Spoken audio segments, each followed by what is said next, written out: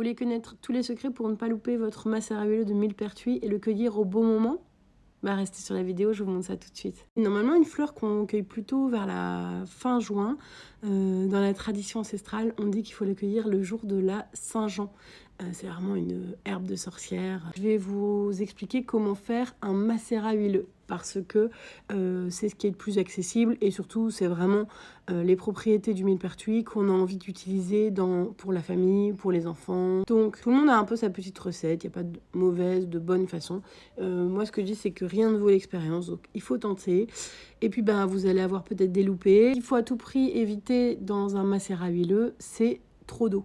C'est pour ça qu'il y a beaucoup de gens qui cueillent les fleurs quand elles sont comme ça, ici, ouvertes. Forcément, il y a aussi moins de composés et de principes actifs.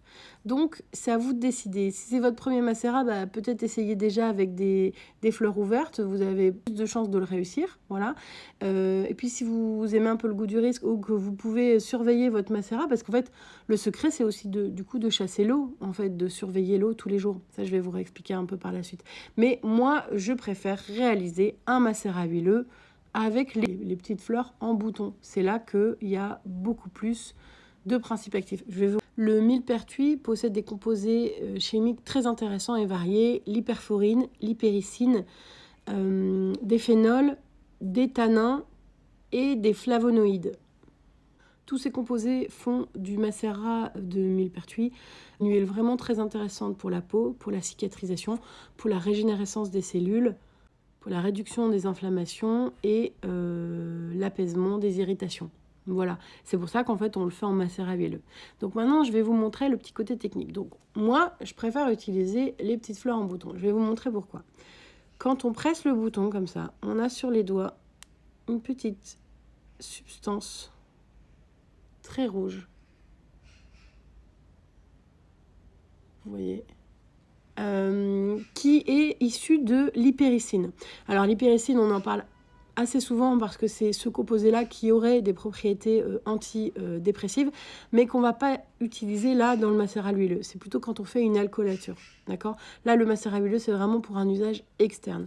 Donc, quand on presse les petits boutons comme ça, on se rend compte quand même qu'il y a beaucoup d'hypericine, en tout cas. Et donc, moi, je vous conseille de bien entendu, pas cueillir ces fleurs-là qui sont déjà fanées, de ne pas vous concentrer sur ces fleurs-là, mais de vous concentrer sur les petits boutons ici. Bien entendu, vous cueillez à peu près entre 11h et midi ou 13h une matinée ensoleillée. S'il pleut, vous reportez votre cueillette au lendemain, ou alors vous cueillez que les fleurs et vous pré-fanez en fait. Voilà. Et pour la réalisation du macérat huileux, je vous ai fait une autre vidéo avec vraiment la technique du macérat. On peut aussi, si on veut pousser et extraire plus de composés, commencer par un intermédiaire alcoolique.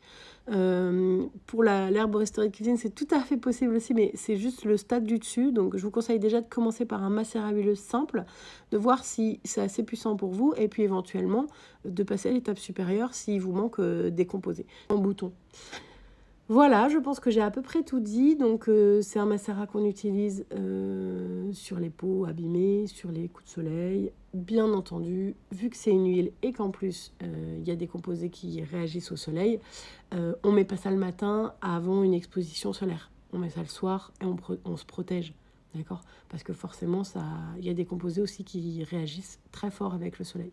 Voilà, une petite huile à garder absolument dans sa pharmacie familiale qui va vous soigner plein de petits bobos et tracas du quotidien. Voilà, en plus elle est quand même assez incroyable, elle est jaune. Et une fois que vous allez la repérer, vous n'allez plus pouvoir la louper. Et je vous montre quand même la petite fleur. Vous allez pouvoir la voir, je vous mettrai une photo aussi très certainement. En détail.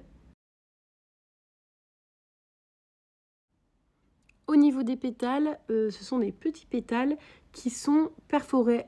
En fait, les petits pétales, ils ont 1000 trous. C'est pour ça que ça s'appelle millepertuis. J'ai essayé de vous trouver une photo pour que vous voyez plus en détail, parce que là, avec ma caméra, ça va pas marcher. Voilà. Et donc, comme ça, vous pourrez la repérer à tous les coups.